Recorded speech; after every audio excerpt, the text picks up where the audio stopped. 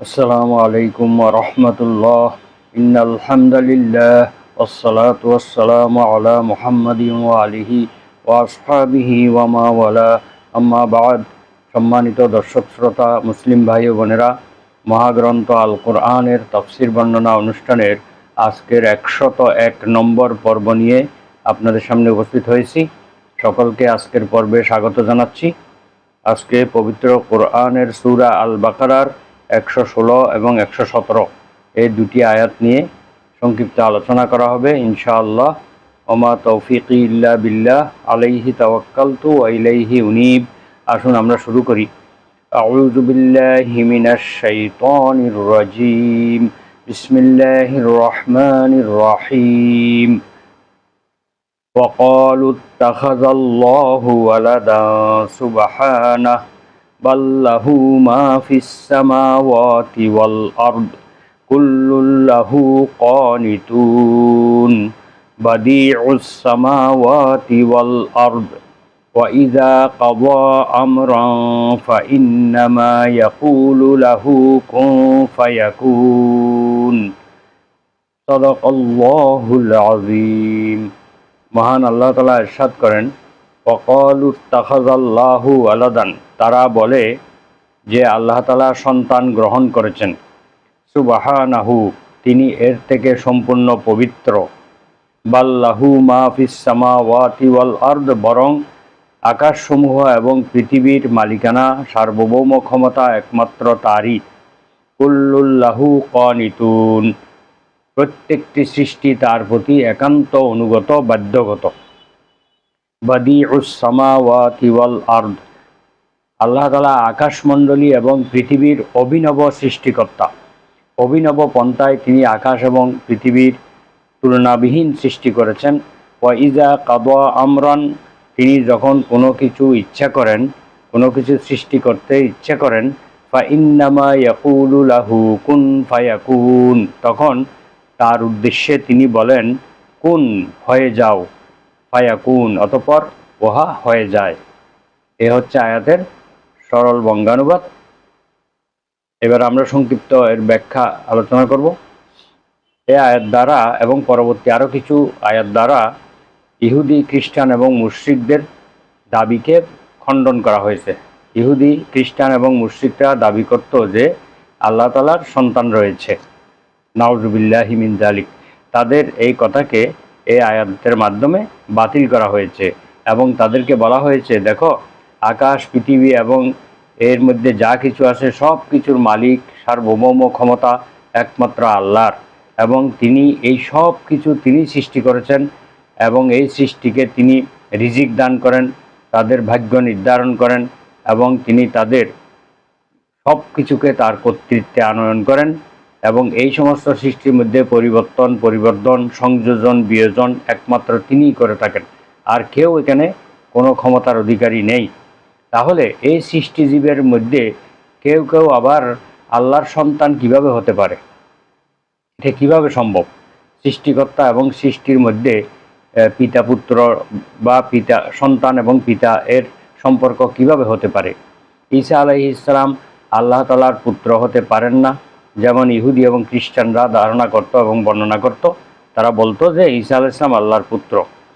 মালাইকা বা ফেরেশতাগণও কখনো আল্লাহর কন্যা হতে পারেন না, যেমন আরবের মুশরিকরা দাবি করত যে ফেরেশতারা হচ্ছে আল্লাহর কন্যা।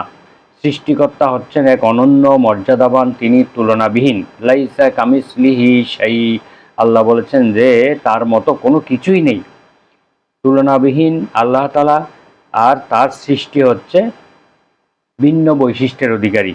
তাহলে এই পরস্পর সমান সম্বন্ধযুক্ত দুটি বস্তু ছাড়া অন্য কারো থেকে সন্তান হতে পারে না। মহান আল্লাহ তাআলা আকাশ এবং পৃথিবীর সৃষ্টিকর্তা, সুতরাং তার সমকক্ষ আর কেউ নেই এবং তার কোনো স্ত্রীও নেই যে তার সন্তান হবে। এই ব্যাপারে আল্লাহ তাআলা সূরা আনআমের 101 নম্বর আয়াতে বলেন, বাদিউস সামাওয়াতি ওয়াল আরদি আন্না ইয়াকুনু লাহু ওয়ালাদুন ওয়া লাম তাকুল লাহু সাহিবাহ ওয়া খালাকা কুল্লা শাইইন ওয়া হুয়া বিকুল্লি শাইইন আলিম। আল্লাহ তাআলা আকাশ এবং পৃথিবীর অভিনব ভাবে তিনি সৃষ্টি করেছেন। আন্না ইয়াকুনু লাহু ওয়ালাদ, তার কিভাবে সন্তান হবে, ওয়ালাম ইয়াকুল্লাহু সাহিবা, তার তো কোনো স্ত্রী নেই, তার কোনো সঙ্গিনী নেই, কিভাবে তার সন্তান হবে।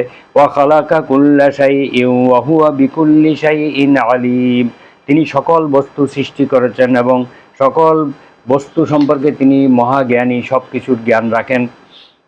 এইভাবে আল্লাহ তাআলা সূরা মারিয়ামের 88 থেকে 95 নম্বর আয়াতে বলেন, وقالوا اتخذ الله ولدا لقد جئتم شيئا إدا, তারা বলে অর্থাৎ মুশরিকরা বলে যে পরম করুণাময় আল্লাহ তাআলা সন্তান গ্রহণ করেছেন।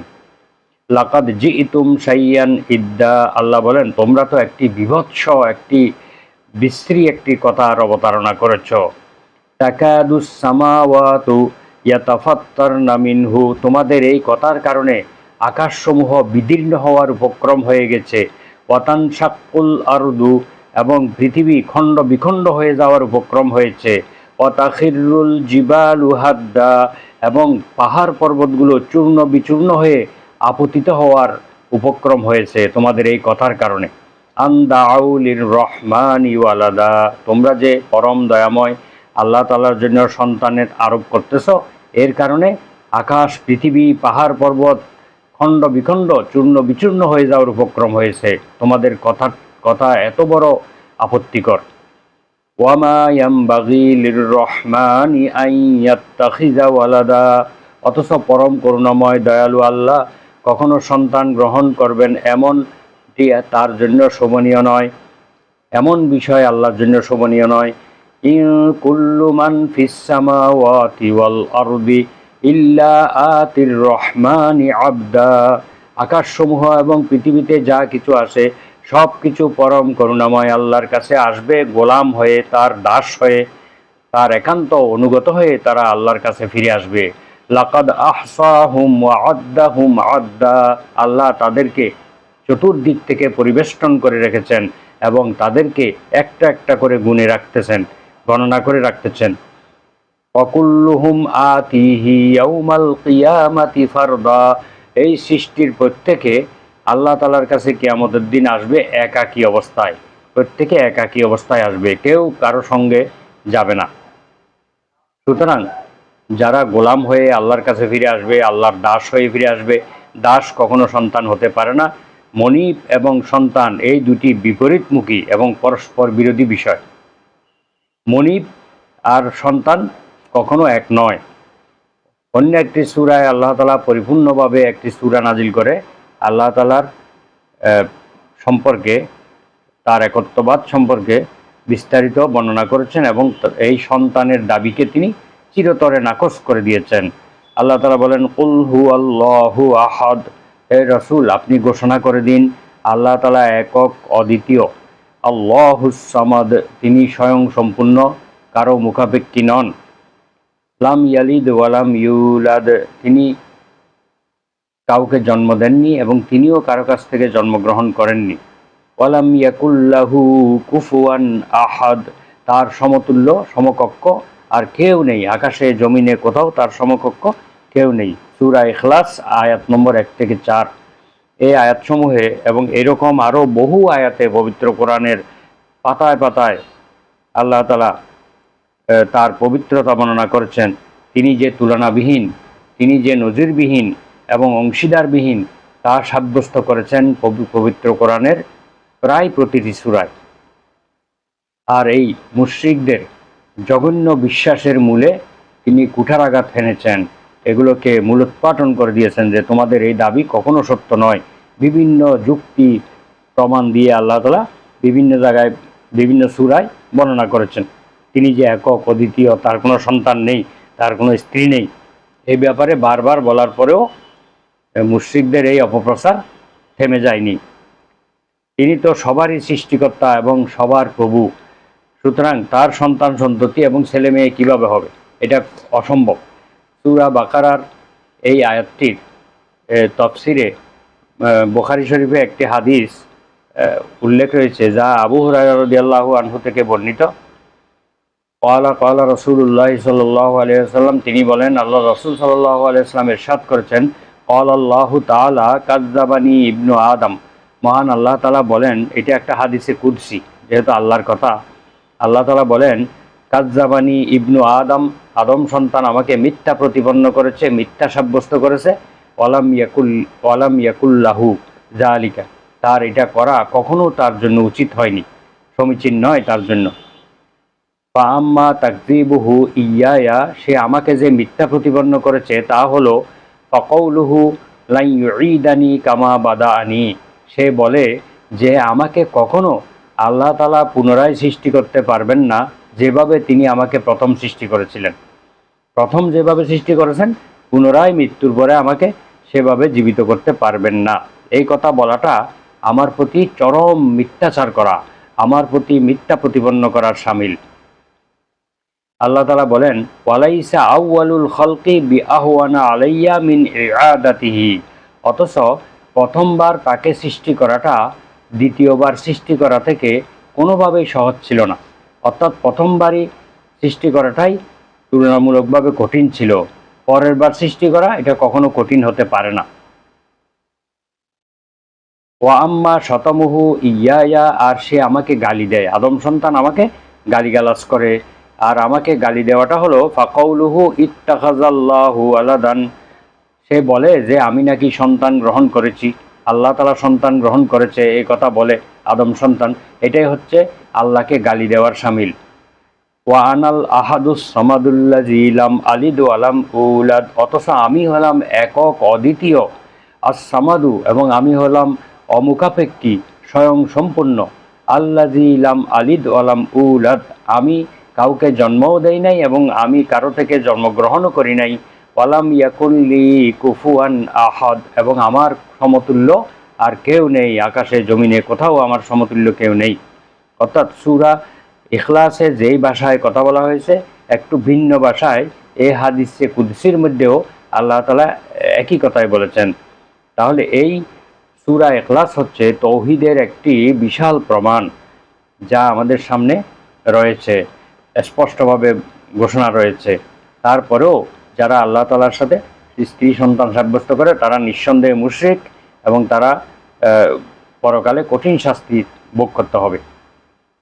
এরপরে আল্লাহ তাআলা আরেকটি হাদিসে কুদসির মধ্যে বলেন যে, এই হাদিসটি আবু মুসা আশআরী রাদিয়াল্লাহু আনহু থেকে বর্ণিত। তিনি বলেন, ক্বালা রাসূলুল্লাহ সাল্লাল্লাহু আলাইহি ওয়াসাল্লাম, আল্লাহ রাসূল সাল্লাল্লাহু আলাইহি ওয়াসাল্লাম বলেন, মা আহাদুন আসবারা আলা আযান ইয়াসমাউহু মিনাল্লাহ, আল্লাহর চাইতে কষ্টদায়ক কথা শোনার পরেও অধিক ধৈর্যশীল আর কেউ নেই। কষ্টদায়ক কথা, মিথ্যা কথা, এগুলো শোনার পরেও, মিথ্যা অপবাদ, মিথ্যা প্রচারণা, প্রপাগান্ডা, এগুলো শোনার পরেও আল্লাহ তাআলার চাইতে অধিক ধৈর্যশীল আর কেউ নেই। ইয়াদউনা লাহুল ওয়ালাদা, লোকেরা তার জন্য সন্তান সাব্যস্ত করে, সন্তান আরোপ করে। সুম্মা ইউআফিহিম, এরপরেও আল্লাহ তাআলা তাদেরকে ক্ষমা করে দেন। ওয়ারযুকুহুম, এবং তাদেরকে রিজিক দান করেন, এবং তাদেরকে এই কথা শোনার পরেও ধৈর্য ধারণ করে তাদেরকে নিরাপদে রাখেন এবং তাদেরকে রিজিক দান করেন। আল্লাহ তাআলার বিরুদ্ধে এই কথা বলার সাথে সাথে এই সৃষ্টি জগৎকে ধ্বংস করে দেওয়ার কথা, কিন্তু আল্লাহ তাআলা ধ্বংস না করে তাদেরকে নিরাপত্তা দিচ্ছেন এবং তাদেরকে রিজিক দান করতেছেন, তারপরেও তারা এইসব কথা বলে। এটা হচ্ছে আল্লাহ তাআলার চাইতে এই ব্যাপারে ধৈর্যশীল আর কেউ নেই। তিনি চরম ধৈর্যের পরিচয় দিচ্ছেন সৃষ্টি জগৎকে। এত অপরাধ করার পরেও, আল্লাহর প্রতি মিথ্যা আরোপ করার পরেও তিনি তাদেরকে ধ্বংস না করে তাদেরকে খাওয়াচ্ছেন, অক্সিজেন দিচ্ছেন, বাতাস দিচ্ছেন, তাদেরকে পানি দিতেছেন এবং তাদেরকে বাঁচিয়ে রেখেছেন, নিরাপত্তা দিতেছেন। এটা কিন্তু পৃথিবীর কোনো মানুষ বা কোনো কেউ এটা সহ্য করতো না। কারো বিরুদ্ধে যদি কেউ মিথ্যা প্রচারণা, মিথ্যা প্রপাগান্ডা করে, তাহলে সে কখনো তাকে ক্ষমা করতেন না। অথচ আল্লাহ তাআলা তাদেরকে ক্ষমা করে দিচ্ছেন, তাদেরকে আহার দিচ্ছেন, রিজিক দিচ্ছেন। নিঃসন্দেহে আল্লাহ তাআলা আমাদের প্রতি বড়ই অনুগ্রহশীল, বড়ই দয়ালু। এরপরে আল্লাহ তাআলা বলেন, সব কিছু আল্লাহ তাআলার আয়ত্তাধীন, সকল জিনিস তার অনুগত, তাকে খাঁটি অন্তরে মেনে থাকে। কিয়ামতের দিন সব কিছুই তার সামনে হাত জোর করে, মাথা নত করে দাঁড়াবে। দুনিয়ার সবাই তার উপাসনায় রত রয়েছে, ইচ্ছাই হোক অনিচ্ছাই হোক। আল্লাহ তাআলা যাকে বলেন এই রকম হয়ে যাও বা এইভাবে নির্মিত হও, এইভাবে তৈরি হও, তখন ফায়াকুন, অতঃপর উহা সেভাবেই হয়ে যায়, সেভাবেই তৈরি হয়ে যায়, ওইভাবেই নির্মিত হয়ে যায়। এভাবেই প্রত্যেকে তার সামনে বিনীত এবং বাধ্য হয়ে আসবে।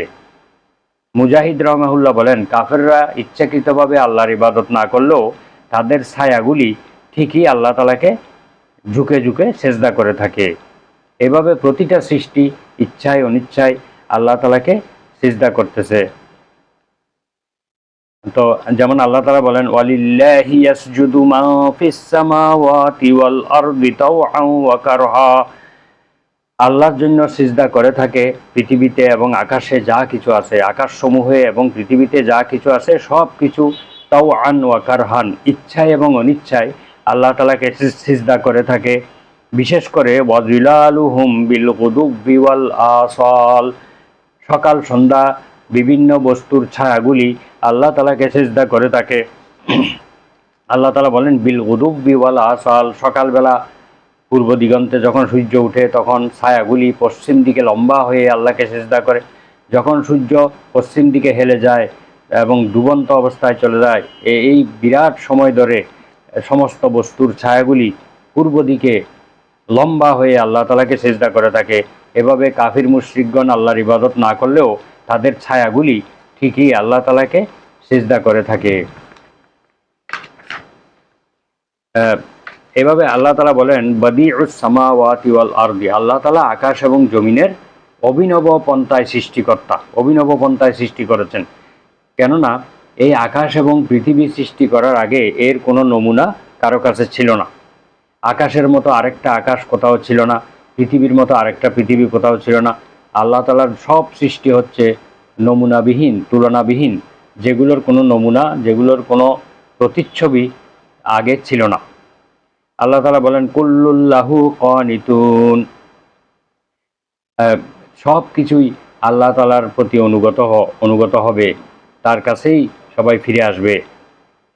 পূর্বে আকাশ এবং পৃথিবীর কোনো নমুনা ছিল না, প্রথমবারই তিনি এই দুইটির সৃষ্টিকর্তা ছিলেন। আকাশ এবং পৃথিবীর প্রথম সৃষ্টিকর্তা আল্লাহ তাআলা, এর আগে কেউ এটা সৃষ্টি করেননি। বিদআতুন এর আবিধানিক অর্থ হচ্ছে নতুনভাবে সৃষ্টি করা, নতুনভাবে উদ্ভাবন করা। যেহেতু আল্লাহ তাআলা আকাশ এবং পৃথিবীকে নতুনভাবে সৃষ্টি করেছেন, এটা কেউ সৃষ্টি করে নাই আগে, যেহেতু আর কোনো সৃষ্টিকর্তা নেই, তাই এটাকে বাদিউন বলা হয়, বিদআতুন বলা হয়। তো বিদআতুন, আমরা যে শরীয়তে যে বিদআত বলি, এটাও একটি নতুন আবিষ্কার বা নতুন সৃষ্টিকে বিদআত বলা হয়। হাদিস শরীফে এসেছে, প্রত্যেক নতুন সৃষ্টি হচ্ছে বিদআত এবং প্রত্যেক বিদআতই হচ্ছে পথভ্রষ্টতা। প্রত্যেক পথভ্রষ্টতা জাহান্নামেরই অধিবাসী হবে। এটা হলো শরীয়তের একটি পরিভাষা, বেদাত হওয়া। কিন্তু এই সৃষ্টির ক্ষেত্রে এটা আবিধানিক অর্থে প্রয়োগ হয়েছে। বাদিউস সামাওয়াতি, এখানে শরীয়তের ওই বেদাত হবে না, এখানে অর্থ হবে আল্লাহ তাআলা অভিনব পন্থায় সৃষ্টি করেছেন, যা তুলনাবিহীনভাবে তিনি সৃষ্টি করেছেন। এখানে আবিধানিক অর্থে ব্যবহৃত হয়েছে, তখন শরীয়তের বেদাত আর বুঝাবে না। ওমর রাদিয়াল্লাহু আনহু যেমন জনগণকে তারাবির সালাত আদায় করতে গিয়ে তিনি সবাইকে একত্রিত করে বললেন, নি'মাতিল বিদআতু হিয়া, এটা একটি উত্তম ভালো বেদাত। আবার এর অর্থ এই নয় যে বেদাত দুই প্রকার, একটা ভালো বেদাত একটা মন্দ বেদাত, এইরকম নয়। বেদাতের কোনো প্রকারভেদ হাদিসের মধ্যে বলা হয়নি। বেদাত বলতে সবই বেদাত, প্রত্যেক নতুন সৃষ্টি হচ্ছে বেদাত। ইসলামের যদি নতুন করে কোনো কিছু সৃষ্টি করে এটা বেদাত হবে, এটার কোনো ভালো মন্দ বলতে কিছুই নেই, বেদাত বেদাতই। আর নতুন করে সৃষ্টি করার কোনো অবকাশ ইসলামে রাখা হয়নি। বিদাত পন্থীদেরকে বেদাতি বলার কারণ হচ্ছে তারাও আল্লাহ তাআলার দ্বীনের মধ্যে ওই সব কাজ এবং নিয়ম আবিষ্কার করে যা তার পূর্বে শরীয়তে ছিল না। অনুরূপভাবে কোনো নতুন কথা উদ্ভাবনকারীকে আরব দেশের লোকেরা মুবদিউন বলে, মুবদি বলা হয়ে থাকে। তো এই আয়াতের আরেকটি অর্থ হচ্ছে, মহান আল্লাহ তাআলা সন্তান থেকে পবিত্র, তিনি আসমান এবং জমিন সব কিছুর মালিক। প্রত্যেক জিনিসই তার একত্ববাদের সাক্ষ্য বহন করে এবং সব কিছু তার অনুগত বাধ্যগত। সব কিছুর সৃষ্টিকর্তা, সব কিছুর নির্মাতা, সব কিছুর স্থপতি, মূল এবং নমুনা ছাড়াই তিনি সব কিছুকে অস্তিত্বে আনয়ন করেছেন। একমাত্র সেই বিশ্বপ্রভু আল্লাহ তাআলাই স্বয়ং ঈসা আলাইহিস সালামের সাক্ষী ও বর্ণনাকারী। যদিও কেউ কেউ তাকে আল্লাহর পুত্র বলে মনে করে। যেই প্রভু এসব জিনিস বিনামূল্যে এবং বিনা নমুনায় সৃষ্টি করেছেন, তিনি ঈসা আলাইহিস সালামকে পিতা ছাড়া সৃষ্টি করেছেন, আদম আলাইহিস সালামকে পিতামাতা উভয়কে ছাড়াই সৃষ্টি করেছেন। সেই আল্লাহর ক্ষমতা ও প্রভাব এত বেশি যে তিনি যেই জিনিসকে যেই প্রকারের সৃষ্টি ও নির্মাণ করতে ইচ্ছে করেন তাকে বলেন কুন, হয়ে যাও, ফায়াকুন, অতঃপর তা ওই রকমই হয়ে যায়। যেমন আল্লাহ তাআলা অন্য আয়াতে বলেন, ইন্নামা আমরুহু ইজা আরাদা শাইআন আন ইয়াকুলা লাহু কুন ফায়াকুন। নিশ্চয়ই তার ব্যাপারটা হচ্ছে এই যে তিনি যখনই কোনো কিছু সৃষ্টি করতে ইচ্ছে করেন তখন ওই জিনিসের উদ্দেশ্যে তিনি বলেন কুন, হয়ে যাও, ফায়াকুন, অতঃপর তা হয়ে যায়। সূরা ইয়াসিনের ৮২ নম্বর আয়াতে এটা বলা হয়েছে। এরপরে সূরা নাহালের ৪০ নম্বর আয়াতে বলা হয়েছে, ইন্নামা কওলুনা লিশাইইন ইজা আরাদনাহু আন নাকুলা লাহু কুন ফায়াকুন। আমি কোনো কিছু সৃষ্টির ইচ্ছা করলে সেই বিষয়ে আমার কথা শুধু এইটুকুই যে আমি বলি হও, কুন, হয়ে যাও, তখন ফায়াকুন, উহা হয়ে যায়। তো এরপরে আল্লাহ তাআলা ঈসা আলাইহিস সালামকেও কোন শব্দ দ্বারা সৃষ্টি করেছেন আল্লাহ তাআলা এই ব্যাপারে বলেন, ইন্না মাসালা ঈসা ইনদাল্লাহি কামাসালি আদম খালাকাহু মিন তুরাবিন সুম্মা ক্বালা লাহু কুন ফায়াকুন। নিশ্চয় আল্লাহ তাআলার কাছে ঈসা আলাইহিস সালামের দৃষ্টান্ত হচ্ছে আদম আলাইহিস সালামের মতোই। খালাকাহু মিন তুরাবিন, যে আদমকে আল্লাহ তাআলা মাটি থেকে সৃষ্টি করেছেন, সুম্মা ক্বালা লাহু কুন ফায়াকুন, অতঃপর তাকে বলেছিলেন যে তুমি হয়ে যাও, অতঃপর তিনি হয়ে গেলেন, তাতে তিনি হয়ে গেলেন। এইভাবে আল্লাহ তাআলার কোনো কিছু সৃষ্টি করার জন্য কোনো মাল ম্যাটেরিয়ালস, কোনো ধরনের বস্তু, কোনো উপকরণের দরকার হয় না। তিনি ওই জিনিসটা সৃষ্টি করার উদ্দেশ্যে তিনি শুধু কুন বলেন, সাথে সাথে হয়ে যায়। এটি হচ্ছে আমার আল্লাহ তাআলার কুদরত। এই আয়াত দুটি থেকে যা শিক্ষা পেলাম তা হচ্ছে আল্লাহ তাআলার সঙ্গে কাউকে শরীক করা যাবে না। আল্লাহ তাআলা পূর্বেও ছিলেন, বর্তমানেও আছেন, তিনি ভবিষ্যতেও থাকবে। কুল্লু শাইইন আলাইহা ফান ওয়া ইয়াবকা ওয়াজহু রাব্বিকা যুল জালালি ওয়াল ইকরাম। সব জিনিস ধ্বংস হয়ে যাবে, সব জিনিস মৃত্যুবরণ করবে, কিন্তু মহান আল্লাহ তাআলার সত্তা চিরকাল, অনন্ত অসীম, তিনি অনন্তকাল, তিনি চিরকাল থাকবেন। তার কোনো ধ্বংস নেই, তার কোনো লয় ক্ষয় কিছুই নেই, তিনি অবিনশ্বর। এটা আমরা এখান থেকে শিক্ষা পেলাম। এবং আল্লাহ তাআলা যখনই কোনো কিছু সৃষ্টি করার ইচ্ছা করেন তখন সাথে সাথে বলেন কুন, এবং তা হয়ে যায়। আর সব কিছুই, সমস্ত সৃষ্টি আল্লাহ তাআলার একান্ত অনুগত, ইচ্ছায় অনিচ্ছায় সব কিছু আল্লাহর আনুগত্য করতেছে। ব্যক্তি নিজে না করলেও তার ছায়া, তার বিভিন্ন বস্তুগুলো আল্লাহকে সেজদা করতেছে। তো আমাদের উচিত মহান আল্লাহ তাআলার প্রতি অনুগত এবং বাধ্যগত হয়ে তার বিধিবিধানকে মেনে চলা, তার প্রতি অত্যন্ত বিনীতভাবে দণ্ডায়মান হওয়া তার সামনে। ওয়াকুমু লিল্লাহি কানিতিন, তোমরা আল্লাহর উদ্দেশ্যে বিনীতভাবে অনুগত হয়ে তোমরা দণ্ডায়মান হও। মহান আল্লাহ তাআলা আমাদেরকে এই আয়াত অনুযায়ী আমল করার তৌফিক দান করুন। ওয়া আখিরু দাওয়ানা আনিল হামদুলিল্লাহি রাব্বিল আলামিন। সুবহানাকা আল্লাহুম্মা ওয়া বিহামদিকা আশহাদু আল্লা ইলাহা ইল্লা আনতা আস্তাগফিরুকা ওয়া আতুবু ইলাইক। আসসালামু আলাইকুম ওয়া রাহমাতুল্লাহ।